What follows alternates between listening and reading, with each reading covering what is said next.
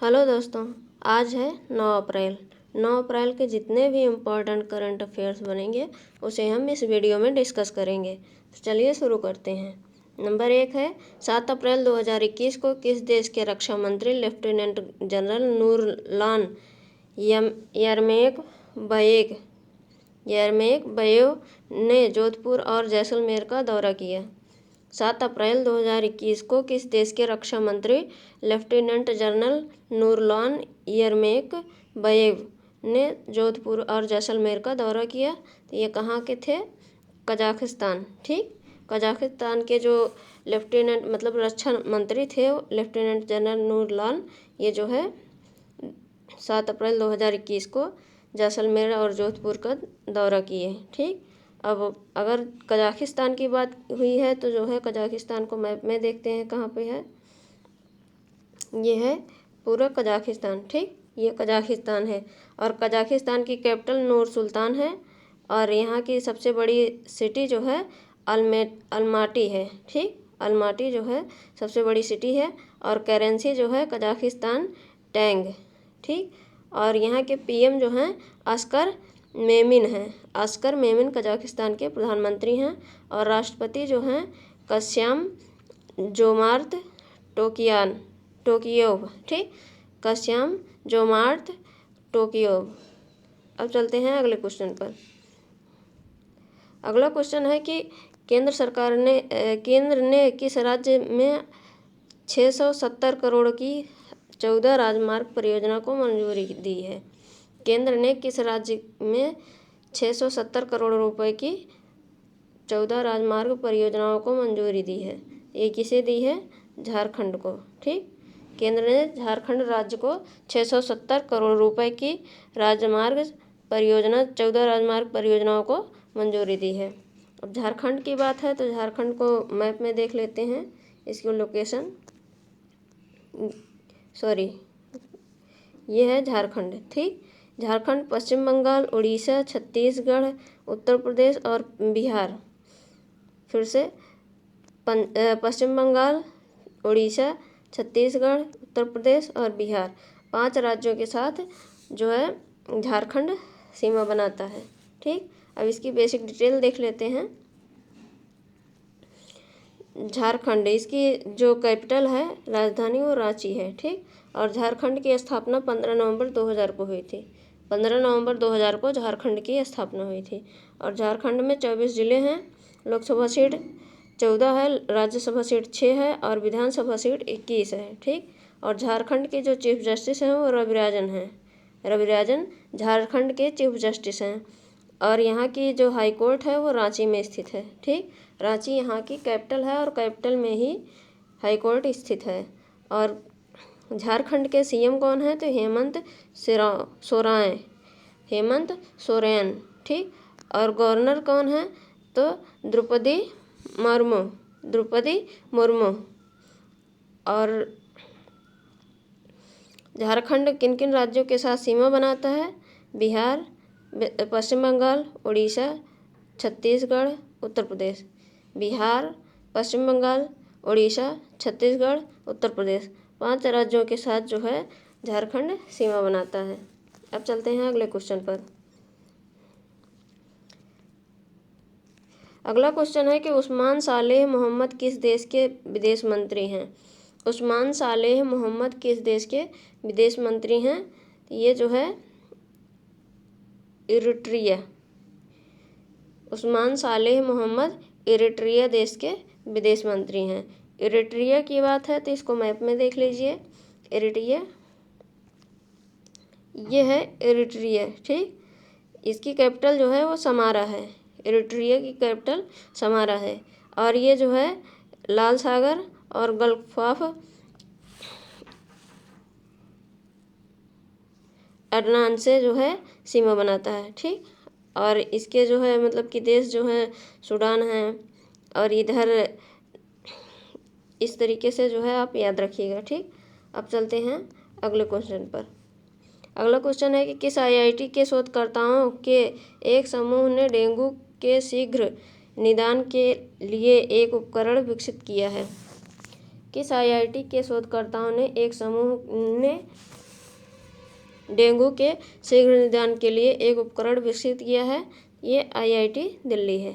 ठीक, IIT दिल्ली ने दिल्ली के शोधकर्ताओं के एक समूह ने डेंगू के शीघ्र निदान के लिए एक उपकरण विकसित किया है। ठीक, अब चलते हैं अगले क्वेश्चन पर। अगला क्वेश्चन है कि international air transport association IATA के अनुसार फरवरी 2021 में वैश्विक यात्री यातायात फरवरी 2021 की इसी अवधि की तुलना में कितना प्रतिशत गिर गया? इंटरनेशनल एयर ट्रांसपोर्ट एसोसिएशन के अनुसार फरवरी 2021 में वैश्विक यात्री यातायात फरवरी 2020 की इसी अवधि की तुलना में कितना प्रतिशत गिर गया? ये जो है 89% गिर गया है। ठीक, 89%। इंटरनेशनल एयर ट्रांसपोर्ट एसोसिएशन के अनुसार फरवरी 2021 में वैश्विक यात्री यातायात फरवरी 2020 की अवधि की तुलना में गिर गया है। ठीक, और ये जो IATA इसकी स्थापना जो है 1945 में हुई थी। इसकी स्थापना 1945 में हुई थी और इसका मुख्यालय जो है वो मॉन्ट्रियल में स्थित है। ठीक, मॉन्ट्रियल कहाँ पर है? तो कनाडा में। ठीक, इसका IATA का फुल फॉर्म जो है international air transport association. International air transport association जो है IATA का जो है फुल फॉर्म है और इसकी स्थापना 1945 में हुई थी। इसका मुख्यालय मॉन्ट्रियल में है, जो मॉन्ट्रियल जो है ये कनाडा में स्थित है। ठीक, अब अगले क्वेश्चन पर चलते हैं। अगला क्वेश्चन है कि किस राज्य या केंद्र शासित प्रदेश ने लैब ऑन व्हील्स कार्यक्रम शुरू किया है? किस राज्य या केंद्र शासित प्रदेश ने लैब ऑन व्हील्स कार्यक्रम शुरू किया है? ये किसने शुरू किया है? तो दिल्ली ने शुरू किया है। ठीक, लैब ऑन व्हील्स कार्यक्रम दिल्ली ने शुरू किया है। अब अगला क्वेश्चन देखते हैं। अगला क्वेश्चन है कि किस देश ने ताड़ के तेल के आयात पर प्रतिबंध लगाया है? किस देश ने ताड़ के तेल के आयात पर प्रतिबंध लगाया है? ये जो है किसने लगाया है? तो श्रीलंका ने। ठीक, श्रीलंका ने ताड़ के तेल के आयात पर प्रतिबंध लगाया है अभी। ठीक, श्रीलंका जो है ये भारत का पड़ोसी देश है। श्रीलंका भारत का पड़ोसी देश है। ठीक, और ये जो है जलीय पड़ोसी देश है। ठीक, भारत का जलीय पड़ोसी देश श्रीलंका है। जलीय दो पड़ोसी देश हैं, एक मालदीव है और एक श्रीलंका है।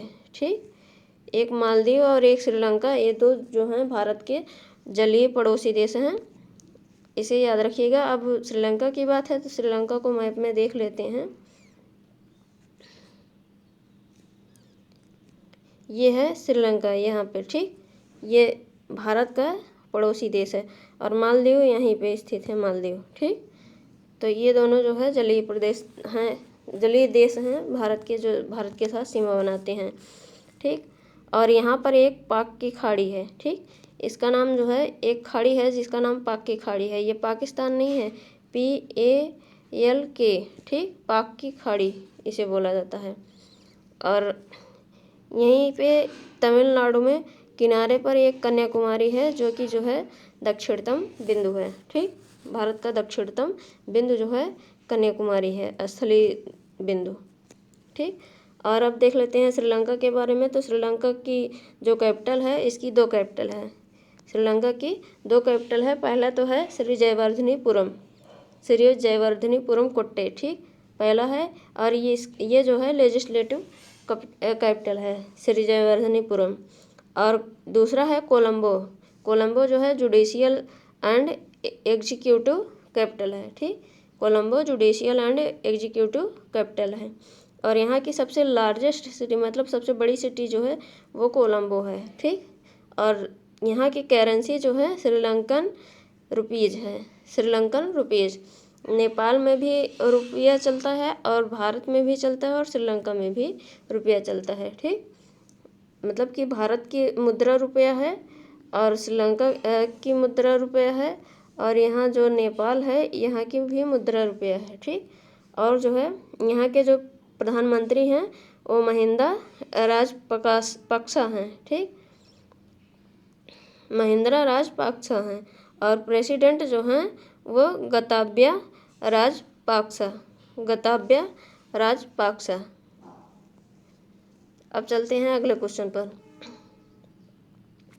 अगला क्वेश्चन है कि Hindustan Unilever limited HUL Hindustan Unilever limited के सहयोग से अखिल भारतीय ग्रामीण उन्नयन समिति ने किस राज्य के दंगी गांव में एक जंगल प्रबंधन परियोजना का उद्घाटन किया है?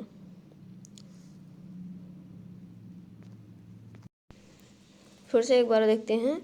ये हिंदुस्तान यूनिलीवर लिमिटेड के सहयोग से अखिल भारतीय ग्रामीण उत्थान समिति ने किस राज्य के दंगी गांव में एक जल प्रबंधन परियोजना का उद्घाटन किया है? तो ये जो है पंजाब ने किया है, ठीक। पंजाब राज्य ने हिंदुस्तान यूनिलीवर लिमिटेड के सहयोग से अखिल भारतीय ग्रामीण उत्थान समिति ने जो है दंगी गांव में एक जल प्रबंधन परियोजना का उद्घाटन किया है। अब जो ये HUL है इसका full form Hindustan Unilever limited है, ठीक। और जो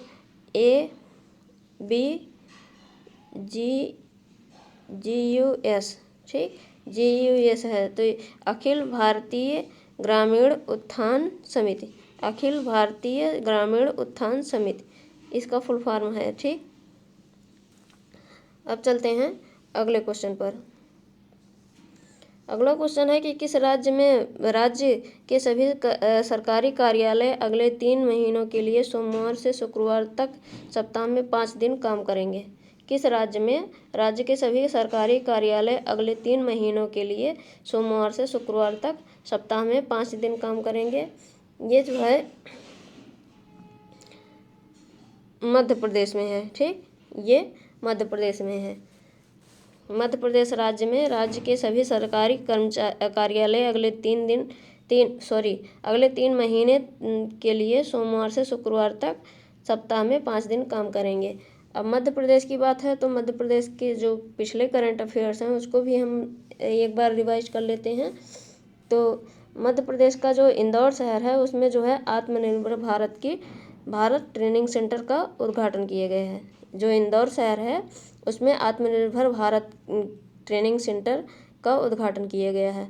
और इंदौर को ही सिंगल यूज प्लास्टिक बनाने के लिए प्लास्टिक प्रीमियर लीग का आयोजन किया गया है। इंदौर से 2 क्वेश्चन हैं। एक जो है आत्मनिर्भर भारत ट्रेनिंग सेंटर का उद्घाटन इंदौर में हो रहा है और दूसरा है कि इंदौर को सिंगल यूज प्लास्टिक बनाने के लिए प्लास्टिक प्रीमियर लीग का आयोजन किया गया है। और अगला है कि रानी पद्मावती मेमोरियल भोपाल में बनेगा, ठीक। जो MP का जो है भोपाल शहर है वहाँ पर रानी पद्मावती का मेमोरियल बनेगा। और पन्ना टाइगर रिजर्व जो है वो यूनेस्को की लिस्ट में हाल ही में शामिल हुआ है, ठीक। हाल ही में पन्ना टाइगर रिजर्व जो है यूनेस्को की लिस्ट में शामिल हुआ है। और 1 नवंबर 2020 को जो है मध्य प्रदेश ने अपना 65वां स्थापना दिवस मनाया। 1 नवंबर 2020 को मध्य प्रदेश ने अपना 65वां स्थापना दिवस मनाया है, ठीक। और MP में ही 3 अभियान लॉन्च हुए हैं। वो कौन कौन से हैं तो देख लेते हैं। पहला है मिशन ग्रामोदय, ठीक। मिशन ग्रामोदय की शुरुआत मध्य प्रदेश ने की है। और दूसरा है संकल्प अभियान की शुरुआत जो है मध्य प्रदेश ने की है। और तीसरा है कि मेरा मास्क मेरी सुरक्षा का अभियान जो है मध्य प्रदेश ने शुरू किया है, ठीक। इतना जो है मध्य प्रदेश के बारे में याद रखिएगा। अब चलते हैं अगले क्वेश्चन पर। अगला क्वेश्चन है कि भारतीय रेलवे ने 2020-21 के दौरान स्क्रैप बिक्री से कुल 4,573 करोड़ रुपए कमाए, जो 2019-20 की तुलना में कितने % अधिक है? भारतीय रेलवे ने 2020-21 के दौरान स्क्रैप बिक्री कुल 4,573 करोड़ रुपए कमाए, जो 2021-20 की तुलना में कितने प्रतिशत अधिक है? ये जो है 5.5%। ठीक। भारतीय रेलवे 2020-21 के दौरान स्क्रैप बिक्री के कुल 4,573 करोड़ रुपए कमाए, जो 2019-20 की तुलना में 5.5% अधिक है। ठीक। अब चलते हैं अगले क्वेश्चन पर। अगला क्वेश्चन है कि भारत की पहली महिला क्रिकेट कमेंटेटर कौन थी?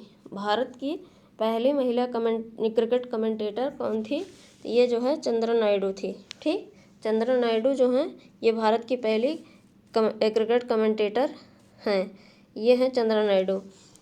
जब क्रिकेट होता है तो जो लोग मतलब कि हम लोग जब टीवी पे बैठ के देखते हैं तो सुनते हैं कि किसी ने बताया कि चौका मारा, छक्का मारा, कितना अच्छा खेला है, ये सब जो बोला जाता है उन्हें जो है कमेंटेटर कहा जाता है। तो वो जो है उसके पद पर जो है चंद्रा नायडू काम की और ये भारत की पहली महिला क्रिकेटर कमेंटेटर हैं। और भारत की पहली महिला क्रिकेटर कमेंटेटर चंद्रा नायडू का निधन हो गया। ठीक। ये जो है मतलब कि इसलिए न्यूज़ में आई हैं कि इनका जो है अभी हाल ही में निधन हो गया। वह देश की पहली टेस्ट कप्तान CK नायडू की बेटी थी। ठीक। और उन्होंने अपनी पहली कमेंट्री राष्ट्रीय चैंपियनशिप बॉम्बे, अब मुंबई है, और इंदौर में MCC के बीच 1977 में एक मैच के दौरान की थी। ठीक।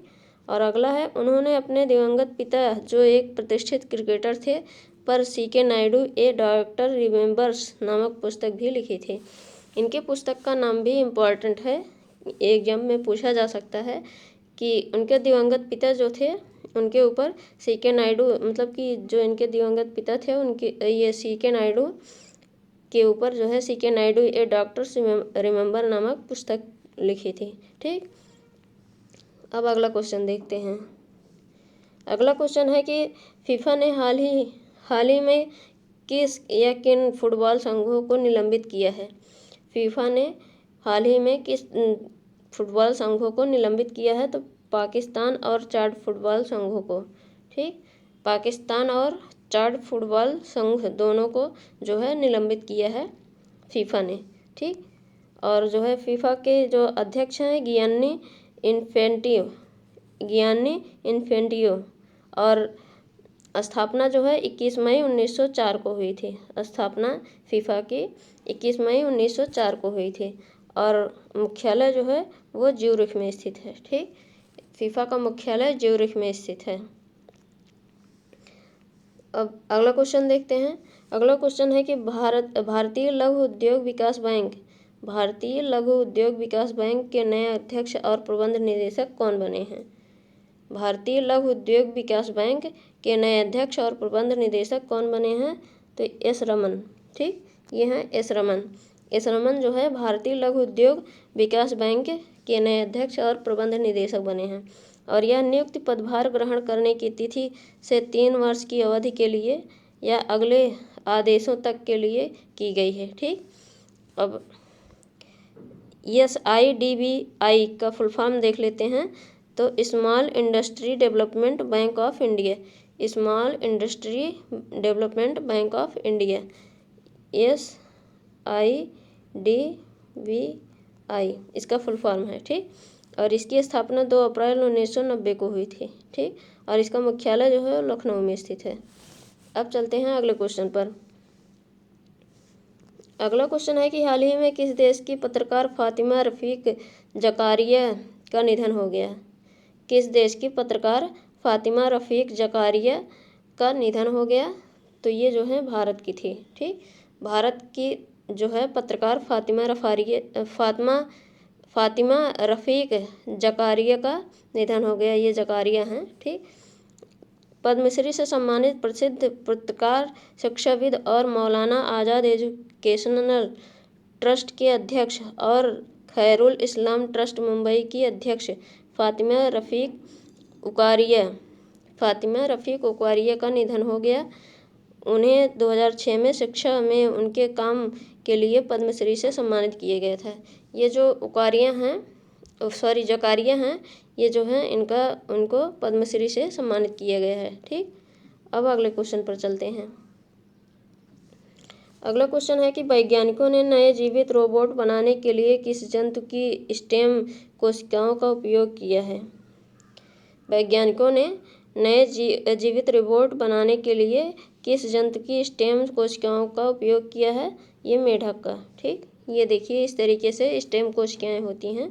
तो ये मेढक का जो है स्टेम कोशिका लेकर के जीवित रोबोट बनाने के लिए वैज्ञानिकों ने प्रयास किया है। ठीक, और इन रोबोट को जेनोबॉट्स नाम दिया गया है।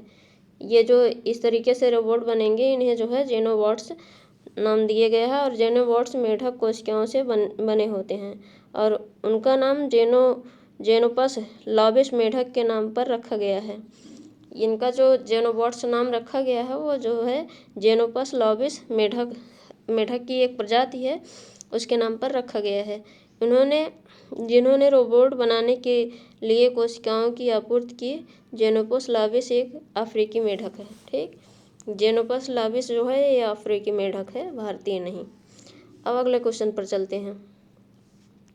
अगला क्वेश्चन है कि निम्न में से किस राज्य सरकार ने सरकारी नौकरी में EWS कैटेगरी के पुरुष उम्मीदवारों को 5 वर्ष एवं महिला उम्मीदवारों को 10 वर्ष तक छूट देने की घोषणा की है।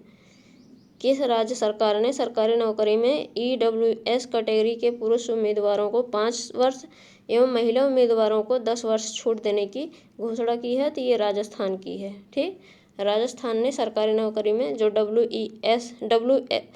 EWS कैटेगरी के पुरुष हैं उनको 5 साल और महिला को 10 साल की छूट दी है। और सरकार ने आरक्षित श्रेणी के उम्मीदवारों की तर्ज पर आर्थिक रूप से पिछड़े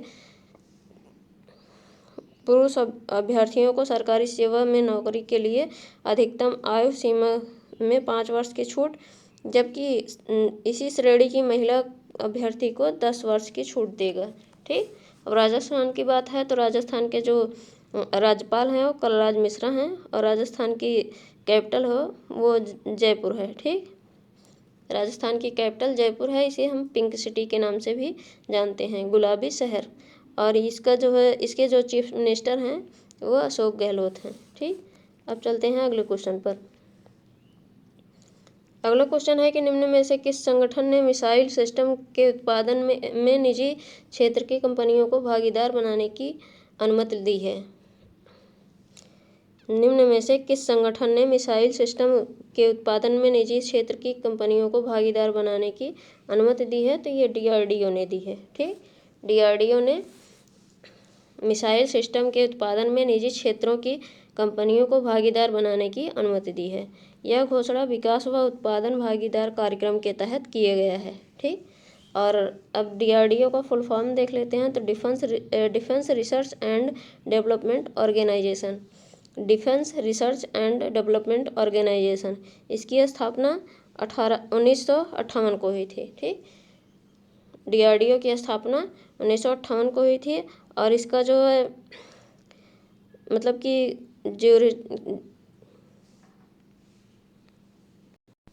इसका मुख्यालय DRDO का जो है नई दिल्ली में स्थित है। ठीक, अब चलते हैं अगले क्वेश्चन पर।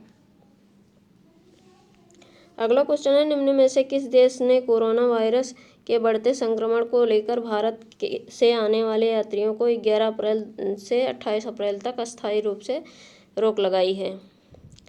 किस देश ने कोरोना वायरस के बढ़ते संक्रमण को लेकर भारत से आने वाले यात्रियों पर 11 अप्रैल से 28 अप्रैल तक अस्थायी रोक लगा दी है।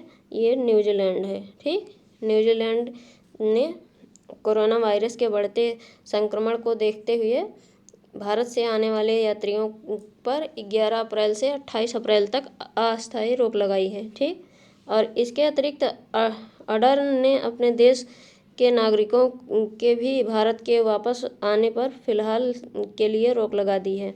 और न्यूजीलैंड की प्रधानमंत्री जेसिंडा ने कहा कि सरकार अन्य कोविड-19 हॉट स्पॉट देशों से आए लोगों पर नज़र बनाए हुए है। ये जो है जेसिंडा हैं न्यूजीलैंड की प्रधानमंत्री। ठीक, अब चलते हैं अगले क्वेश्चन पर।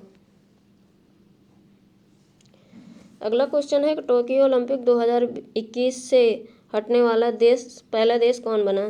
टोक्यो ओलंपिक 2021 से हटने वाला पहला देश कौन बना। उत्तर कोरिया। ठीक, उत्तर कोरिया जो है टोक्यो ओलंपिक 2021 नहीं खेलेगा। ठीक, उत्तर कोरिया ने कहा है कि कोरोना महामारी के कारण यह टोक्यो ओलंपिक में भाग नहीं लेगा। और 2020 समर ओलंपिक जो है इसका लोकेशन टोक्यो जापान में है। ठीक, और ये जो है कब से कब तक खेली जाएगी, तो मतलब कि फ्राइडे 23 जुलाई, मतलब 23 जुलाई 2021 से संडे 8 अगस्त 2021 तक। ठीक, 23 जुलाई 2021 से 8 अगस्त 2021 तक खेली जाएगी। और ये जो है स्टेडियम मतलब कि जापान नेशनल स्टेडियम में खेली जाएगी और इसमें 12 टीमें भाग लेंगी। ठीक, अब चलते हैं अगले क्वेश्चन पर। अगला क्वेश्चन है कि हाल ही में दिल्ली प्रदूषण नियंत्रण समिति ने यमुना को प्रदूषित करने हेतु औद्योगिक इकाइयों में लगे 13 ट्रीटमेंट प्लांट पर कितने रुपयों का जुर्माना लगाया है। दिल्ली प्रदूषण नियंत्रण समिति ने यमुना को प्रदूषित करने हेतु औद्योगिक इकाइयों में लगे 13 ट्रीटमेंट प्लांट पर कितने रुपयों का जुर्माना लगाया है, तो 12.5 करोड़ रुपए, 12.05 करोड़ रुपए का जो है दिल्ली प्रदूषण नियंत्रण समिति ने यमुना को प्रदूषित करने हेतु औद्योगिक इकाइयों में लगे 13 ट्रीटमेंट प्लांट पर जुर्माना लगाया है। और दिल्ली सरकार ने जांच में पाया कि कॉमन एफ्लुएंट ट्रीटमेंट प्लांट मतलब CETP ठीक तरह से काम नहीं कर रहे थे। ठीक, अब अगला क्वेश्चन देखते हैं। अगला क्वेश्चन है कि भारतीय रिजर्व बैंक की मौद्रिक नीति समिति ने गवर्नर शक्तिकांत दास की अध्यक्षता में 5 अप्रैल से 7 अप्रैल के बीच आयोजित अपनी अप्रैल 2021 की नीति समीक्षा बैठक में रेपो रेट को कितने प्रतिशत रखने की घोषणा की है। भारतीय रिजर्व बैंक की मौद्रिक नीति समिति ने गवर्नर शक्तिकांत दास की अध्यक्षता में 5 अप्रैल से 7 अप्रैल के बीच आयोजित अपनी अप्रैल 2021 की नीति समीक्षा बैठक में रेपो रेट को कितने प्रतिशत रखने की घोषणा की है। ये जो है 4%। ठीक, 4% रेपो रेट दर भारतीय रिजर्व बैंक रखने की घोषणा की है।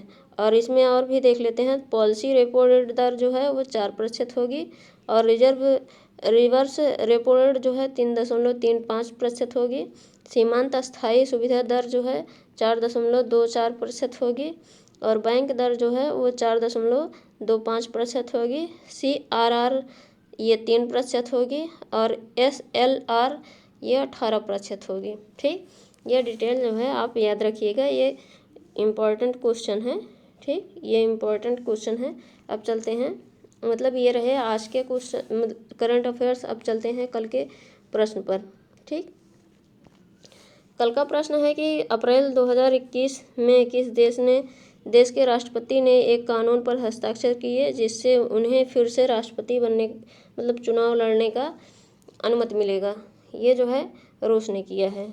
और किस देश की महिला क्रिकेट टीम ने किसी भी प्रारूप में लगातार सबसे ज़्यादा जीत का रिकॉर्ड बनाकर इतिहास रचा है।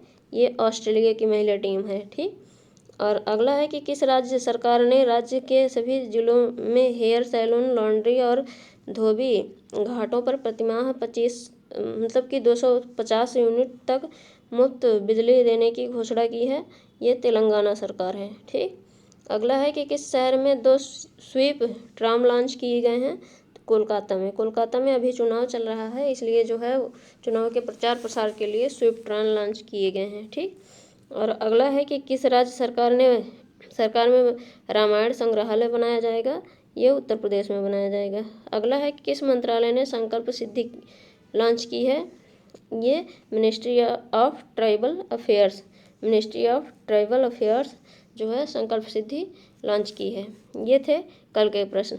अब आज के प्रश्न देख लेते हैं जिन्हें आपको कमेंट बॉक्स में कमेंट करके बताना है। ठीक, पहला क्वेश्चन है कि किस राज्य सरकार ने ई-कॉमर्स प्रमुख फ्लिपकार्ट को एशिया में अपना सबसे बड़ा पूर्ति केंद्र स्थापित करने के लिए 140 एकड़ भूमि के आवंटन को मंजूरी दी है। ठीक, और अगला है कि कौन सा राज्य स्कूली छात्रों के लिए मासिक माइक्रो छात्रवृत्ति कार्यक्रम शुरू करने वाला देश का पहला राज्य बन गया है। अगला है कि किसने हमारी सड़क ऐप लॉन्च किया है। अगला है रामकर्ण वर्मा को किस देश में भारत के अगले राजदूत के रूप में नियुक्त किया गया है। अगला है कि कोविड-19 की चिंताओं के कारण कौन सा देश आगामी टोक्यो ओलंपिक में भाग नहीं लेगा। ठीक। और अगला क्वेश्चन है कि प्रत्येक वर्ष विश्व स्वास्थ्य दिवस कब मनाया जाता है। तो दोस्तों ये रहे आज के क्वेश्चन जिनके आंसर आपको कमेंट बॉक्स में कमेंट करके बताने हैं। और आपको ये भी बताना है कि आपको वीडियो कैसा लगा, और अगर आपको वीडियो अच्छा लगा हो तो वीडियो को लाइक और शेयर कीजिएगा और चैनल को सब्सक्राइब कीजिएगा। Thank you.